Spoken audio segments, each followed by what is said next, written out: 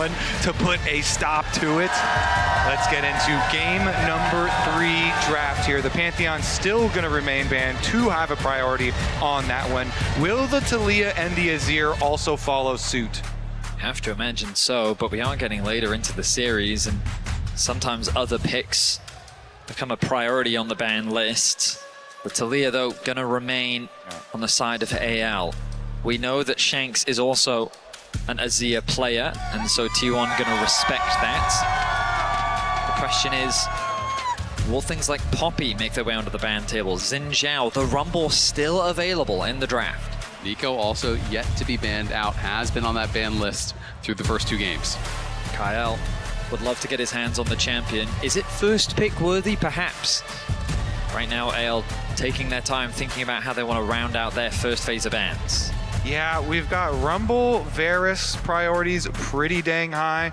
Twisted Fate actually making his way here. Now the question is, will they ban Nico or will it be a Varus trade? Is up. Nico is up, Varus is up, so they are potentially looking for a trade of those 2 champions. They're forcing AL to have to choose. A lot of OP picks still available. I feel like AL will go for the Varus.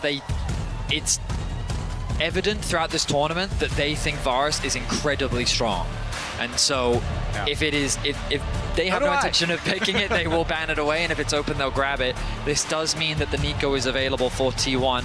We know that Keria is an avid Nico player, and without any hesitation, they're going to grab that. And there's the Rumble. Sorry, the Jarvan. My brain was already thinking a step ahead. I like Rumble right now. Seems like the prime combination. A wombo combo in the making for T1. Exactly. Already, Jarvan and Nico, pretty good combo together themselves. But the Poppy here trying to block some Jarvan shenanigans. Nico uniquely powerful in the meta because not only are you a lane bully, but you also still bring that explosive engage, and no other champions really do that right now. Definitely true. One of the few ranged champions that really gets tons of priority. But there we go. We break up that Rumble combination with the Jarvan, snagging it away. I wonder if maybe that'll be like an Oner for Doran then, I'm guessing, because Galio's already out. So T1, that would be like the next possible answer into a Rumble usually. As well. Yeah. Could just go something safe if they want just that tanky front line on the top side. You did mention the Ornn, both very viable options into the Rumble. This is the counter matchup that Whippo spoke about, wishing that he had actually, let through the Rumble earlier in their match and tried to bring out this Ornn. So we'll see, how he's going to be able to actually perform on it. Doran very solid on these tanks, and it can be quite a good matchup. T1, though, quick to remove the Poppy.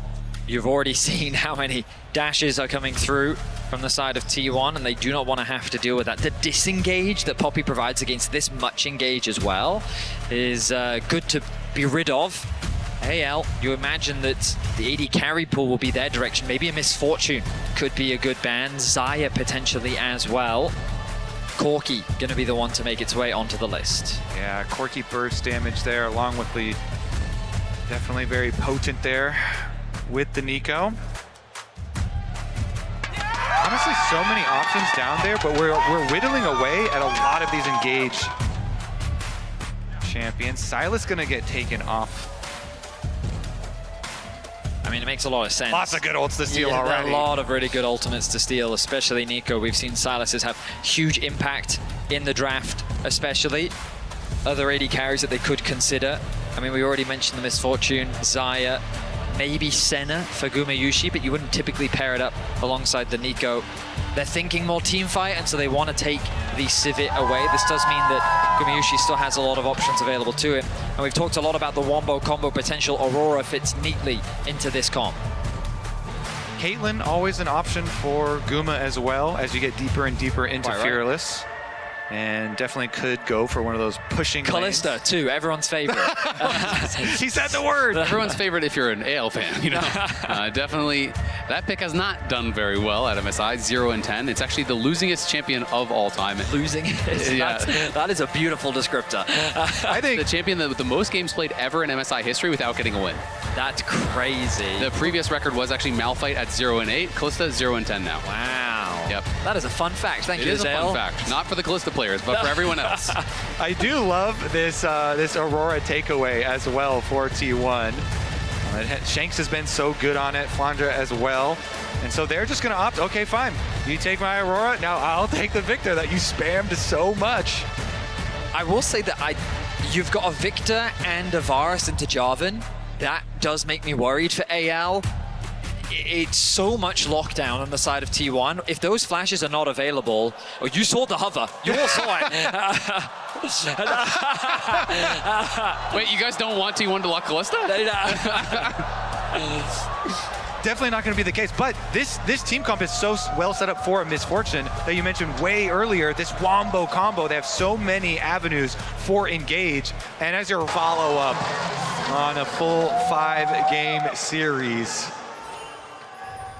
Worth noting, Hope is going to be playing Poke Varus here. Does have the comment, so will not be playing on hit. Will make it a little bit harder to get through this Ornn, but AL also have multiple damage threats. When you think of Jarvan, sure, if he gets onto a Varus, he can do a lot of damage, but Xin Zhao, I feel, provides so much threat onto the backline as well. And when you pair that up with things like a Rumble, high AP damage from the top side, the Victor scaling in the late game, AL have a lot of power in their composition. And you can see AL, all of the players' records here against T1.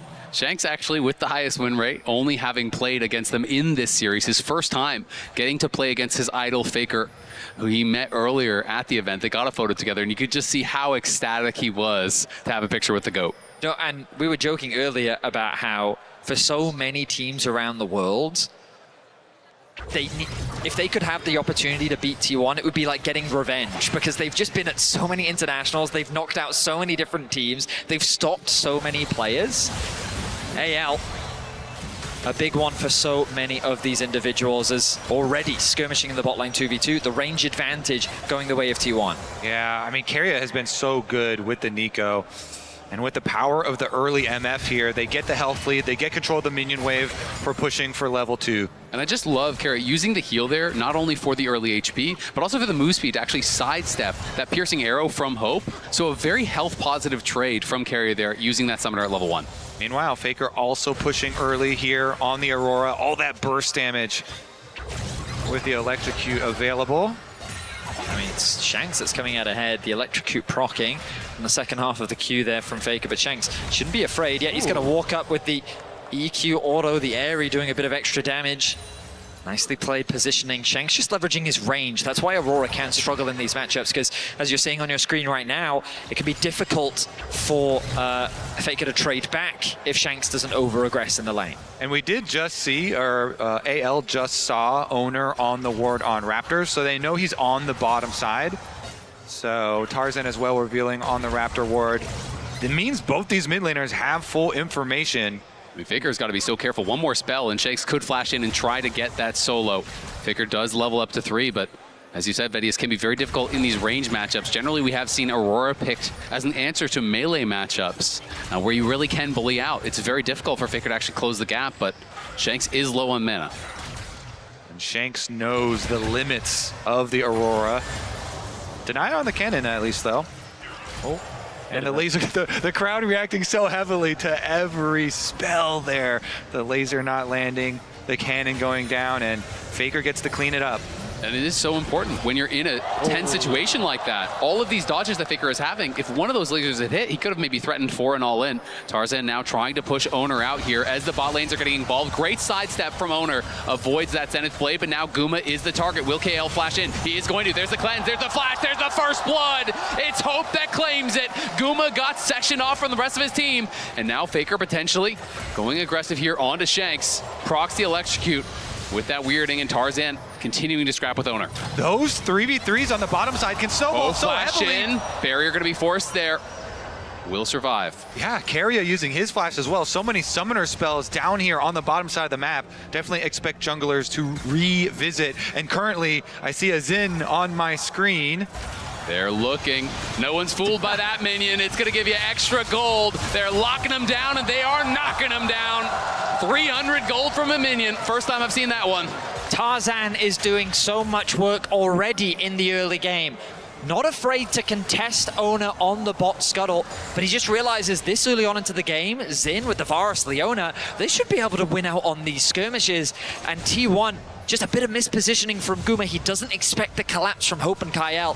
Now, unfortunately for Hope, he does lose a decent amount of farm on the bot wave, and Oner does a good job of cross-mapping, stealing away the Gromp respawn from Tarzan, but still, AL off to a good start. Yeah, certainly. I mean, those bot lane skirmishes can snowball so heavily. You know, Keria going for that flash play onto Hope and then falling in the aftermath as just a little bit of an extended trade. During these support recall timers, is going to be Keria returning first, but he's on vision.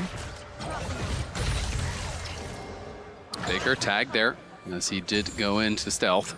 Tarzan around, so Faker will not chase any further. I think he's looking for a steal away on those Raptors at the moment. Tarzan going to start them out very quickly here. Should be able to finish up by the time the Oner gets there. He has his smite. Oner going to be able to spot him. Tarzan is behind Faker here, pings on to Faker. Will he be able to retreat out to the side? Does have the ultimate now, so could use that to escape if he needs it, but doesn't look like he'll have to. Gonna get a bit of a cheeky trade onto Tarzan, take a bit of his HP away. Shanks quickly melting through his mana. He's likely gonna have to base soon. Faker, though, can keep the pressure up. Cannon wave. Yeah, and Faker's unrelenting with his push. I love how, even though he's at like prime risk of a gank, he's saying, no, I'm fine. I have my ulti. Ulti's going to be dropped to push him back. That is a very low Aurora. Yeah, Faker has no teleport. I think he's going to have to... Nope, he is not. He's like, you don't have enough mana. Wants to catch this wave, and now I expect both mid laners to reset. Doran has made his way into mid. They really want to contest this dragon. See if they're going to be able to do it. Oner is going to be first there to actually pull it. Tarzan in the area, though. Andre is up on that top side, but has his teleport available, and Faker is still quite low. Honeyfruit there really going to help him out as he collects those through the river. So Doran can now... Here comes Doran with the engage. He's going to be flashing forward. The trial mo is perfect onto Hope. Beautifully done by Doran.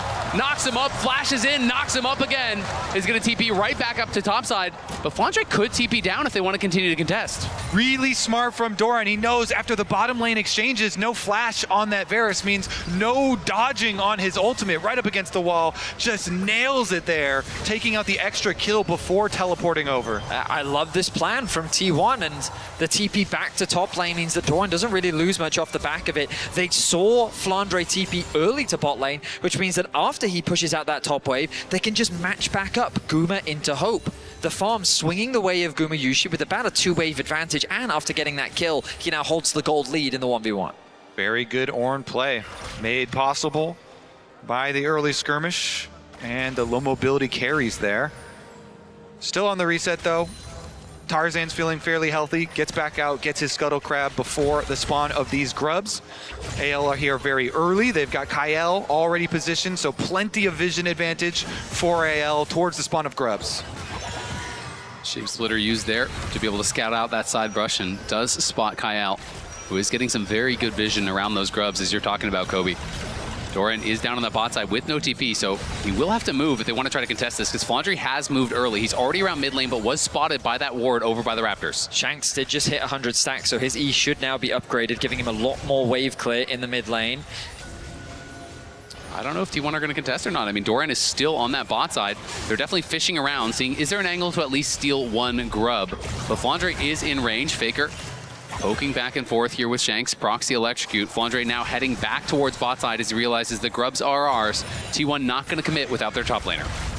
Yep. And after they finish up here, AL already sending Rumble back down. Flandre not going to lose too much. Ult used for wave clear as well to get the reset timer for Guma. Looked like Doran was able to get a turret plate down on that bot side though, so that is something for them.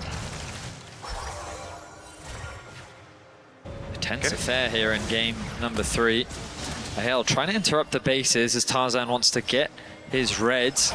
Faker is around though. Kael not going to be able to find an angle. Too many T1 members there to dissuade any sort of an engage. Kael is very far away from level 6. Keria has already secured it. He needs to soak up some of the experience from this mid wave. Try and get that as quickly as possible. It's a key engage tool that AL are going to have to rely on as we get later into this game. And it is going to be very intense until we get to that mid game, because the later we get into it, we're going to see these two comps interact with AL having this range advantage, trying to use some poke Varus, trying to get a little bit of extra damage on T1 before the fight starts out. But T1 have such good long range engage with the Ornn ultimate and flank capabilities with the Aurora as well as the Nico, that it's going to be T1 playing the side lanes, trying to play the flanks to find their engage and force the fights onto the longer range AL. Faker just being so annoying to Shanks there. Saw him step in the side brush, predicted he would just recall immediately when he went in, interrupts him with the weirding, makes Shanks stay around, hurting that tempo a little bit. Couldn't base since it wasn't a cannon minion wave, and did want to collect that. So Faker will have the faster base, and we'll see if he can do anything with that on the map. Kyle finally ticking over to level 6, so now he has that engage tool. TP's available for both mid laners, and interestingly, Shanks going to use his, but Faker going to hold on for now. This means that there will be a tempo advantage in favor of Shanks in the mid lane. But Victor, not really the strongest roam champion. I don't think they can really threaten much onto Doran, especially with Flandre playing so defensively on the bot side of the map. I don't really think he can use much off the back of this. A lot of the pings from AL, though, look like a deep play. They've got super deep vision through this red quadrant of the jungle, and Tarzan's going to steal away another chicken pack here, since they've got the support roam timer for Kyle. Lots of pings, looking for a possible straggler, looking for anyone trying to retake vision, but T1 not exposing themselves as Dragon is spawning. Faker going for a bit of a different build here. He's rushing straight towards Leandry. He's not doing the mask stacking that has been so common at this event. Is prioritizing the one item power spike, and is going to be pretty close to getting that Leandry's done. Shanks looks like he is building towards that Roa, and should have that completed here pretty soon as well. I mean, it's just a slow back and forth farm game between these two teams. A far cry from what we received in Game 2, where T1 just dominated the early game. Of course, if you have just joined us, it's an intense battle between T1 and AL as they fight for a spot in the MSI finals, a rematch against Gen G for both teams who are able to push Gen G to 5 games in both of their matches, and that's why the expectations are so high between these two teams. Both AL and T1 have demonstrated the ceiling of what they are capable of. And it's Kyle that goes in. Yeah, Kyle going in. He's committing to this. Tarzan now there to follow up. Keria in trouble. Will get knocked down. That's the feat of the warfare for AL. And now they have their eyes on the Dragon. The synergy between these two, Kyle and Tarzan, no hesitation at all. As soon as they see the poke over the wall from Keria, they fight back and they clap back. That is going to be their objective. Oner sneaking into the bottom wave. He's setting his sights onto Hope. He oversteps. Oner not to be outdone, looking for an angle for the engage. Will Hope get close to that brush? Doesn't look like it. He is hugging the wall. Ooh. And Kyle is there behind him. Feels like he has some sort of idea that maybe there could be someone in the side brush. Now the TP's going to be coming in, and Hope has got to run for it. Can he get out? Pops the Ghost Blade. Great ulti to buy some time here. As Keria coming in. Can he find him with the Pop Blossom? Yes, he can. There are the Tangle Barbs and the Cataclysm. Everything and the kitchen sink thrown at Hope, and they get him. AL rushed on mid tower, though, trying to mine some gold off of that thing to pay for the life of Hope. Hope doesn't even flash. I'm surprised that he popped the barrier. I feel like that he'd accepted the fact that even if I flash this, that Jarvan's going to EQ ult me, and there was no way I was getting out of this anyway. But this is part of the risks that we talked about in draft. When you have a Varus and a Victor, these champions, once that flash is gone, there are a lot of tools that T1 have to lock these carries down. Yeah, T1 getting some revenge there, get some money back for themselves, the kill, the tower plates on bottom side, and it does bring out the teleport from Flandre to relieve pressure. You can see Doran has kind of made it through the most difficult stage of this matchup. He has the Kainic Rooker now, where he can start to shrug off so much of that Rumble poke. Doran already getting involved early, made that roam to help get a kill down on that bot side, that early catch onto Hope, and still not very far behind. So Shanks, feel like he's going to have to get a lot of work done in this one. Hope is going to be the main target, I think, and he's going to struggle to really put out a lot of damage. And while I don't love the Rod of Ages build on the Victor, against this comp, it makes a ton of sense. Having that extra HP, that additional survivability can make the difference. We saw it from Faker earlier in this tournament when there was so much dive being thrown towards him and he was able to survive so much of it. Once that Zhonya's comes through as well, you're going to have a lot of tools to help weather the burst that T1 will be threatening with this composition. But it does mean that in this early game, this Victor not going to be doing a huge amount of damage. Yeah, when this game pops off, it's going to pop off very, very hard with the amount of engaged tools that T1 have at their disposal. Of course, they're still working on the proto belt for Keria, which is the last real big extra tool that they need to bring together the very scary Ornn, Aurora, and Nico engage.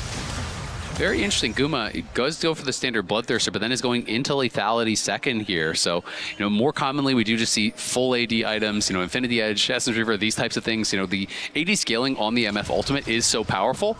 So I'm going to be interested to see, is this just like a collector? Does he feel like he needs an Edge of Night or something to stay safe? What is the option here that he's really looking for? I also wonder if it's just early lethality, because you look at Merc threats across the board. There is very little armor in this early game against AL. So just that extra bit of power in this early game may also be the motivation for this itemization. We'll keep track of whether he chooses to upgrade it. Yeah, and T1 are really looking to burst the enemy carries. So first objective, blow Shanks and Hope's flashes.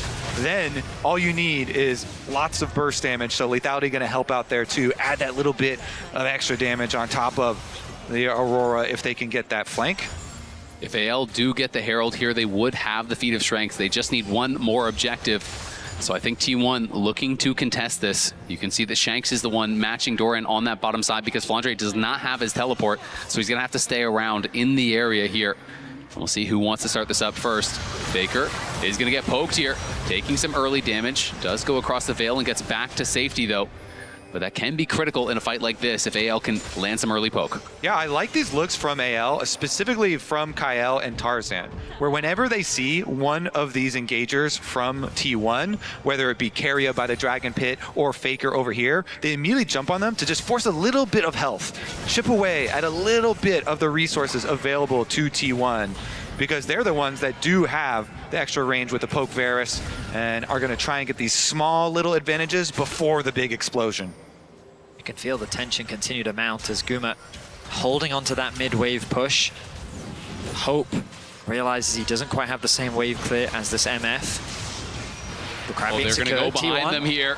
T1 looking for a potential engage. Keria going for Tarzan. They're trying to lock down the jungler. The CC is good, but the Crescent Guard buying a lot of time, and it's Keria that goes down first. Flandre on the side, trying to cook up Oner. Oner falls as well. This fight's looking bad for T1. They've got to run, but Doran arrives. Can he get one back? He does get the shutdown there on a Flandre.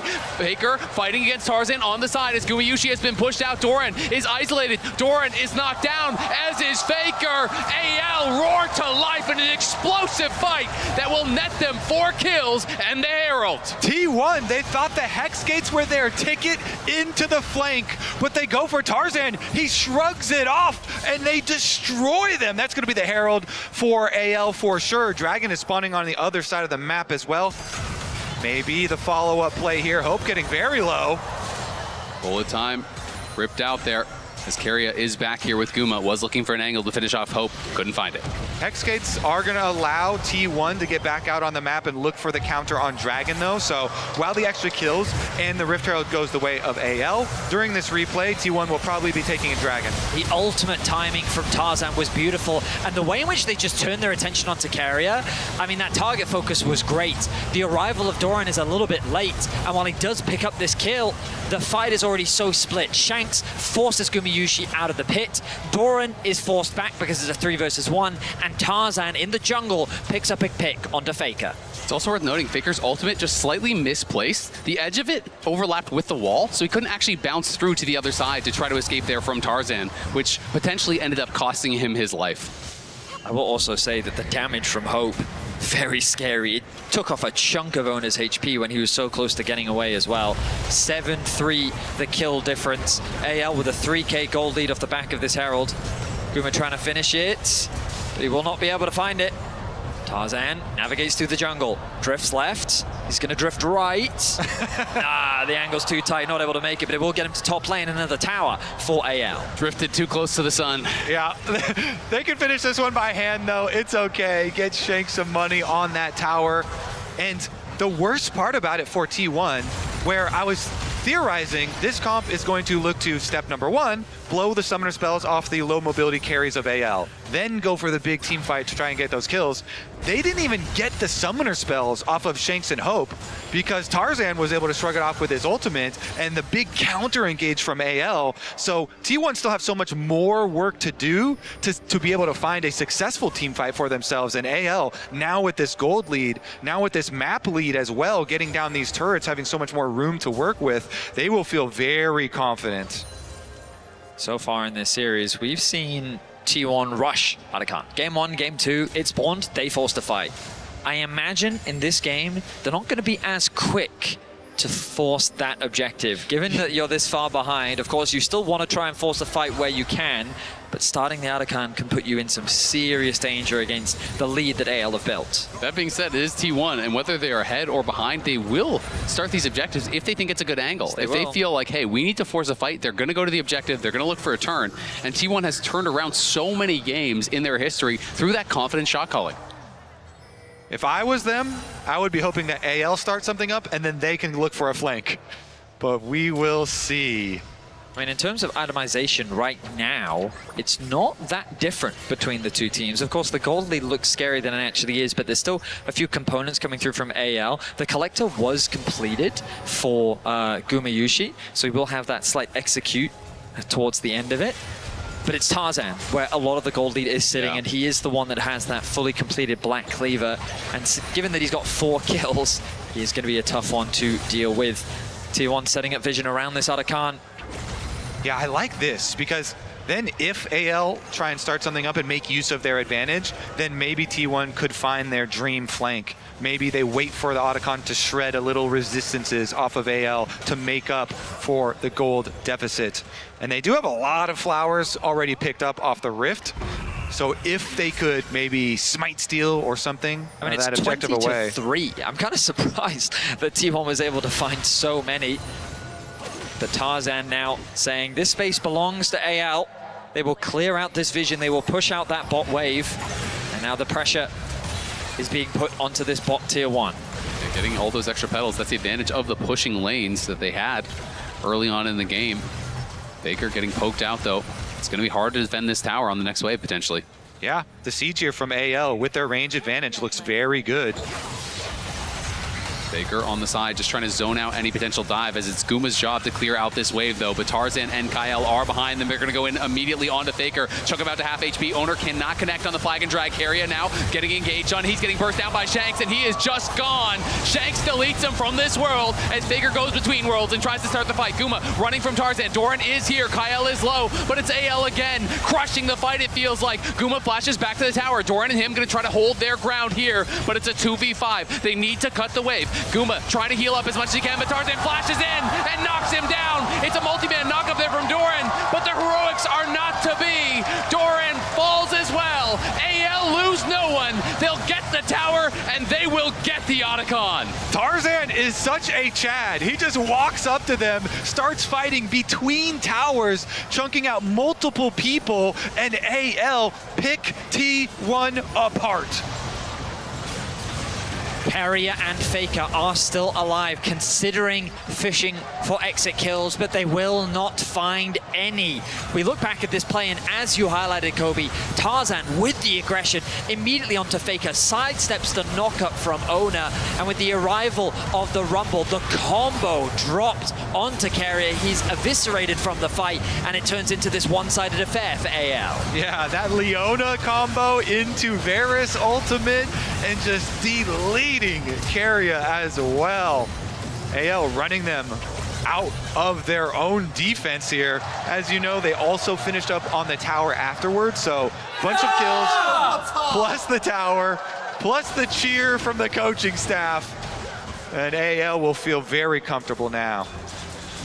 Doran could be in some trouble. Equalizer going to get dropped, but potentially could walk this out. Flandre, though, overheating, slowing him down with the Electro Harpoon, and they are going to commit the Arcane Storm, and he is not going to be able to get out of this one. He is tanky, but not tanky enough. T1, though, trying to fight back on the other side. Do take the top tier 1 for a bounty, and are going to be looking for this top tier 2 as well, trying to get that injection of gold that they need to give them some hope in these fights. It would be risky for Flandre to TP and try and defend that top tower. T1 would not hesitate to dive. So instead, AL will just accept the loss. They'll concede the gold, as they're able to, at the very least, trade it back on the bot side of the map. We mentioned it in the earlier game, but this must feel so good for Tarzan. Absolute monster game for him versus T1, a team that cost him a lot of heartache in Worlds 2023. But he has come back so strong and leading this team. He said it really does mean so much to him to be able to lead this AL team. Now in this position, looks like they should be able to close in on the rest of the map. Baron will approach in just 20 seconds. AL can move over with their advantage, have Kyle move up, take vision control first, and look to punish T1. Whereas T1 need the surprise play. Vedius, the flank, where is it going to come from?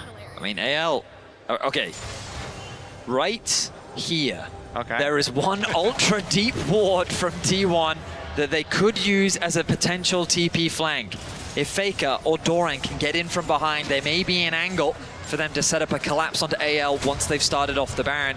But AL, their priorities are just keeping these waves pushed in and stealing away what they can. T1, though, with decent vision coverage still around this Baron objective. Been an incredible journey for AL. All of these players have such unique stories. Tarzan, 6 times he made it to a regional final, losing all 6. The 7th was the one he finally is able to take this split with AL. And it was a heroic game 4 from him. One of the most incredible Zed jungle performances I have ever seen to get his team across that finish line, to get that first regional trophy. I had felt he was the best player in the world to not win a regional title. That has been checked, and now he is on the hunt for the international title. Yeah, it's been heartwarming to listen to all the interviews coming from this team. We mentioned the earlier Tabe one, talking about his leadership qualities so closely. And Tarzan himself talked about from the day that he joined AL, he wanted to take responsibility for the team and use all of his strength to go together to the international stage. And now they are here, and they are showing that strength, Vedius. Of course, even if they do in this game, T1 is a force to be reckoned with, and they've been pushed to these positions before, and they found miracles. They have made miracles. There is a reason why Faker has so many world championships to his name as they go in. Looking, they've caught Shanks. Can they knock him down? He goes golden to buy some time. Doran can't get the redirect as he was CC'd, but the Pop Blossom will only buy a little bit of time. Oner goes back in, but Oner is by himself, trying to take Kyle with him. The bullet time gets one there from Guma, as Faker was hunting Hope, did force the flash, but it's 1 for 2. AL with the advantage, and they are hunting. Guma slowed there by the equalizer. He has to run for it.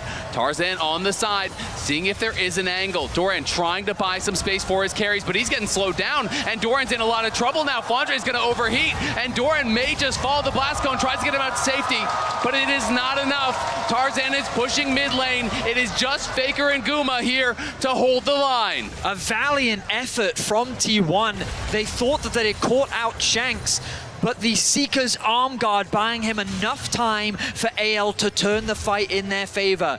Keria with a good ultimate just doesn't quite translate into the damage that they need. And while Guma lands a multi-man ulti across the members of AL, it only ends up picking 1 kill as AL find 3. Both of the times so far this game that T1 have tried to go for the big fight for themselves, tried to go for their picks earlier with the Hex Gates, or just now, it has just been better responses from AL. Of course now, T1, they know they need to make that surprise play, and so they choose their moment, they make their play, but as you say, Shanks just gets his Zhonya's off, and then here come the reinforcements. Doran getting stunned in the fight, meaning that he couldn't get that follow-up as well, was huge. He does do a good job of keeping Hope out of the fight, but at this point the fight is already lost. Guma does good damage onto 3 members. He does get himself a shutdown onto Kyle, but at this point the fight is already over, and AL just chase for the cleanup kills. I mean, Shank's so difficult to take down, has a 3-level lead now, making a 2-level lead as Faker had leveled up after that replay. Shank's nearly 18 though. This guy is monstrous right now. Doran in some trouble. Kyle gonna go in. AL look like they want to just pile in. Tarzan is chasing here. He is confident the equalizer gonna get dropped on him and Oner. Oner's gonna have to leave Doran, I think, but Guma, Oner, everyone coming in. T1 gonna look for a fight. Can they find it? The Pop Blossom CC is there. Faker arrives. Flandre in trouble, but Guma's gonna be knocked down on the other side. Hope and Tarzan kill him, and Tarzan flashing forward, getting